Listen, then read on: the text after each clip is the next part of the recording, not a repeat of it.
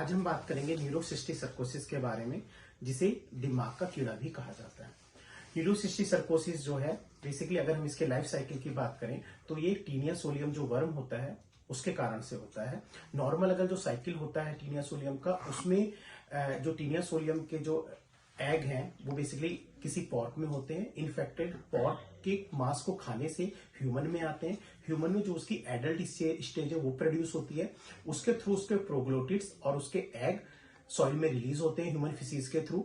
और जो ह्यूमन फिसीज से कंटामिनेटेड सॉइल है या उससे कंटामिनेटेड वाटर या उससे कंटामिनेटेड वेजिटेबल्स जो हैं उसके थ्रू वो ह्यूमन में आता है। और ह्यूमन में आने के बाद जो उसका एग है उसकी हैचिंग होती है और उसके थ्रू वो ब्लड सर्कुलेशन के थ्रू अगर वो एक्स्ट्रा इंटेस्टाइनल जाता है वो ब्रेन में जा सकता है, वो मसल में जा सकता है और वो आईज में जा सकता है। तो इस कंडीशन में वो न्यूरोसिस्टिक सर्कोसिस प्रोड्यूस करता है। तो जो नॉर्मल साइकिल है उसमें मेनली इंटेस्टाइनल इन्फेक्शन होता है जिसे हम टीनियसिस बोलते हैं।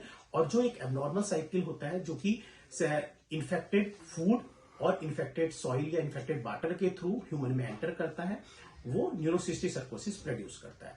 अब बात करते हैं न्यूरोसिस्टिक सर्कोसिस बेसिकली होता कैसे। तो जैसे हमने डिस्कस किया कि इन्फेक्टेड फूड के कारण हो सकता है, इन्फेक्टेड वाटर के कारण हो सकता है, अनकंटामिनेटेड या कंटामिनेटेड जो वाटर है या वेजिटेबल्स हैं या अनकुक्ड वेजिटेबल्स हैं या अनकुक्ड मीट है उसके थ्रू वो ह्यूमन बॉडी में आ सकता है और न्यूरोसिस्टिक सर्कोसिस प्रोड्यूस कर सकता है। अब बात करते हैं हम सिम्टम्स ऑफ द न्यूरोसिस्टिक सर्कोसिस की। अगर हम न्यूरोसिस्टिक सर्कोसिस के सिम्टम्स की बात करें तो सिम्टम्स में यूजुअली जो मोस्ट कॉमन सिम्टम्स वो सीजर होता है। और neurocysticercosis is one of the most common cause of the seizure in India and in endemic regions.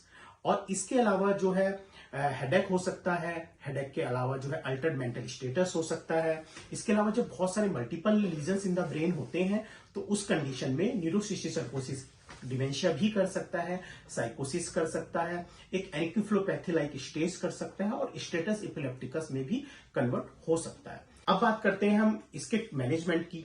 तो मैनेजमेंट में पहले ट्रीटमेंट जो आता है, ट्रीटमेंट में कई ऑप्शंस होते हैं हमारे। पहले हमें जो सीजर आ रहे हैं सीजर का ट्रीटमेंट करना जरूरी है।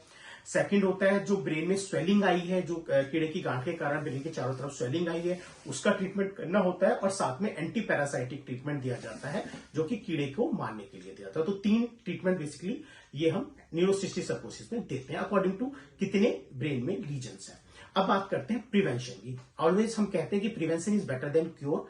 तो जो प्रिवेंशन की अगर हम बात करें तो प्रिवेंशन में हमारा आता है सबसे पहले जो आप फूड ले रहे हैं और जो आप वाटर ले रहे हैं वो आपका प्योर होना चाहिए, शुद्ध होना चाहिए। तो आपका हैंड हाइजीन आपको अच्छे रखने हैं। प्रॉपर कुछ जब कभी भी आप खाना खाने जा रहे हैं या कुछ भी खाने जाते हैं तो आप प्रॉपर हैंड वॉश करें। आप अगर वेजिटेबल्स खा रहे हैं, सलाद खा रहे हैं तो उसको भी बहुत अच्छे से साफ करके धो के खाएं।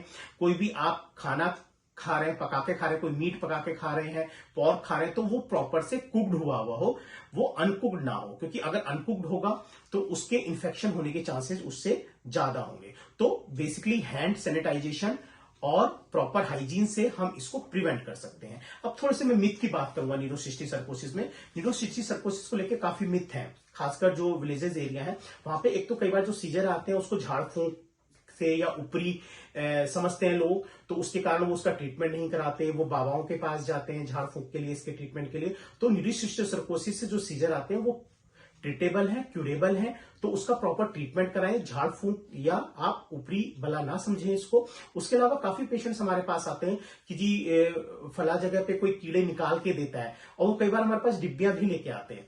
तो उसमें यूजुअली जो न्यूरोसिस्टिक सर्कोसिस का कीड़ा है वो ऐसे नहीं निकाला जा सकता है। और जो भी आपको इस तरह से कह रहा है वो एक अंधविश्वास है और कुछ भी नहीं है।